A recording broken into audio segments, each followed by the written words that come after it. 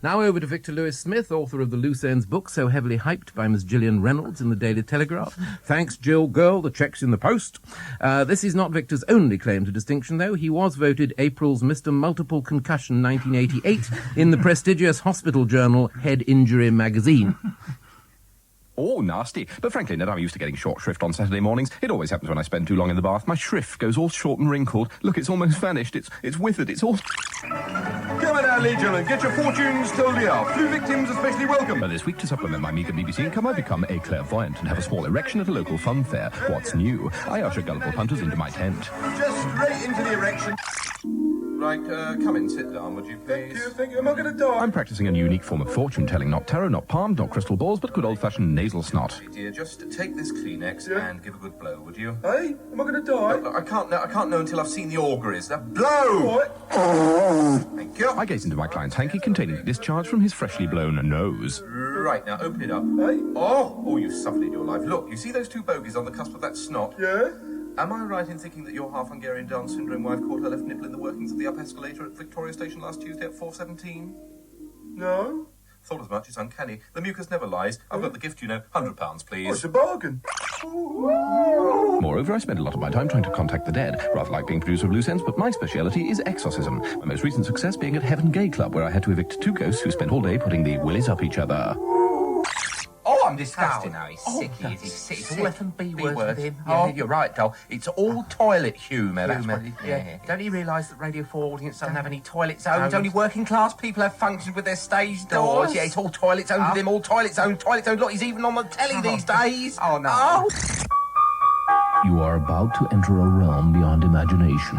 Welcome to Victor Lewis Smith's The Toilet Zone. Hello, everybody. I'd like, if you will, to enter my jacks. Oh, no, it's filth. Oh. It's not right, not on Radio 4. No, it's filth. It is filth. It's filth. Spot on and cracker, Mum. It's not right on Radio 4, but even as I speak in a bunker beneath broadcasting house, BBC management are in emergency conference planning the new, completely transformed Radio 4.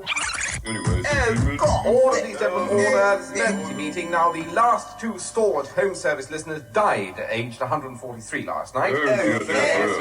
Shame it is indeed, shame. Now, listening figures are at 0, so clearly we have to attract a new young audience. But sir, so I thought that's why we keep broadcasting Citizen. Oh, God. Did you say citizens? Dear Katie's problem page, a friend of mine was senior management at Radio 4 for 80 years until last Tuesday when he unfortunately uttered the word citizens at a board meeting. He was frog-marched out and now been exiled to the anthrax island of Gruinard to set up a local radio station. What can he do, signed Worried of Radio Gruinard? Dear Worried, please try to understand that the BBC senior management never make mistakes, so when they make mistakes, no one must ever mention them. In future, try to avoid all references to Frank Boff, Michael Braid, Alistair Milne, Michael Lush, Noel Edmonds, Monty Motley, Paola, Jack Tamanio, Bernard Fawkes, 7 Deadly Sins, Cooling Towers. How many black people get jobs in the BBC? Anyway, we want a young audience, so we desperately need a catchphrase that encapsulates the young and vibrant milieu of Radio 4. Any ideas from anyone? What about guys and girls, we're not square, Margaret Howard's Off the Air? Very good. Does anyone have the guts to do it? I thought not. Any other ideas for Radio 4 slogan there? How about we're uptight, out of sight, and in the groove? It sounds like a Channel 4 ad for a tampon. Youth we're after. Those spotty, surly, pockmarked, acne-ridden, sex-crazed, brainless morons. We must have them, I tell you. We must have them. The BBC has been producing youth programmes for centuries, and we've never got it right yet, damn it. Let my doppelganger explain in media social archival terms. Good idea. Since time immemorial, all youth programmes on the BBC have been made by grey-suited antediluvian producers who are about as in touch with youth culture as the director of the epilogue on Anglia Television is with the production of chainsaw paedophiliac snuff movies, which, unless the Ipswich and District Courier is sitting on one hell of a story, is not very closely connected at all. Greetings. You know, I often think the Lord is like a chainsaw. See this young boy next to me? Well, he was touting himself outside our studios. Now I'm going to teach him a lesson. Right, your head's coming off. In the early 1950s, teenagers did not exist. Your parents, up until the age of 21, were dressed in short grey flannel trousers, pigtails and party frocks, and long socks with garters. For example, listen to this 1950s girl the day before her coming of age. I'm 21 tomorrow. Oh. Do you like my party frock, Uncle? It's all pink with ribbons. Oh, yes, it's lovely. Ho, ho, very pretty. Come and sit on my knee. Ho, ho. But 24 hours later, children would burst fully formed and adult out of their infant clothing like an obtect pupa from its chrysalis. Hi, Uncle. Do you like my strapless evening gown with a plunging neckline? Oh, yes, you look like you've been poured into it and forgot to say when. Come and sit on my knee. Ho, ho. Which is why programs on the BBC for 20-year-olds in the 1950s all sounded like this. Look, children, see the Piero. He's called Bill. See him run. It is good. And although teenagers spent the 1960s humping, injecting, snorting and revolting in the streets, the BBC still considered the most important youth question of the day to be, what shall we name the latest Blue Peter animal?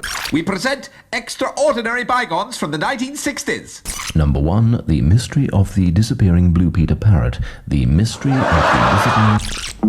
Not content with filling the studio with vicarious pets for underprivileged children, including cats, dogs, rabbits, ducks, warthogs and slugs, the Blue Peter team decided that a parrot would be a goodly and pleasing sight. Indeed, even in black and white, it was a very beautiful feathered friend. Unfortunately, BBC cameramen are known for their rather florid and a bit on the strong side language. We're going for a take camera 3, please. Listen, Baxter, and your old tart, Christopher Tracy, with young boys, you Unfortunately, the parrot had a very acute ear and picked up on a few of these somewhat choice expletives, repeating several of them one afternoon during live transmission. The parrot was unanimaled in a no-nonsense Stalin-esque sort of a way, and no further mention was ever made. BBC would like to make it very clear that at no time did any member of the Blue Peter team strangle or attempt to strangle any feathered member of the genus Psittaciformes. Thank you. And as far as youth programs go in the 1980s, despite outward appearances, very little has changed. Hello, I'm cool, I don't care. I'm looking at the wrong camera, I'm making mistakes because I'm one of you. I've got acne, 2-puss, zip, 501s going out with Bill. Condom, shut your mouth, got a great band. I'm a surly chicken, scritty politti. Shut your mouth, shut your mouth. The program you're hearing could be called Def, Network 7, Get Fresh, Night Network, Network Def, Fresh Network, Def 7, or even Night Fresh. Whatever it's called, chances are it'll consist of bizarre out-of-kilter camera angles shot by a team of cameramen, all apparently suffering from mania's disease, introduced by a 25-year-old chicken from RADA, pretending to be 17, who interviews unshaven, imbecilic, loathsome pop groups who have spent years fighting to get onto television, but once they're there think it's cool to pretend to be blasé and monosyllabic and uninterested when all they're being is uninteresting. The whole effect being just as or even more patronising than all the previous youth programmes they claim to be rebelling against and treating youths as though they don't have an attention span of more than 0.3 of a nanosecond. Hey, chicken. And finally, Ned, having seen how Harry Enfield has made loads of money by uttering the intensely amusing locution loads of money, I've decided to equip myself with a catchphrase which will sweep the nation, make me a household name, put my name on t-shirts and make me enormously rich. Here's what you all have to do in the studio and at home. Simply stand clear of your Zimmer frames, wiggle your hips, shout out the phrase, rather a lot of ladies' front bottoms. God blimey, innit? Rather a lot of ladies' front bottoms. Now your turn to do it in the studio. No, I don't think we will, Victor, somehow.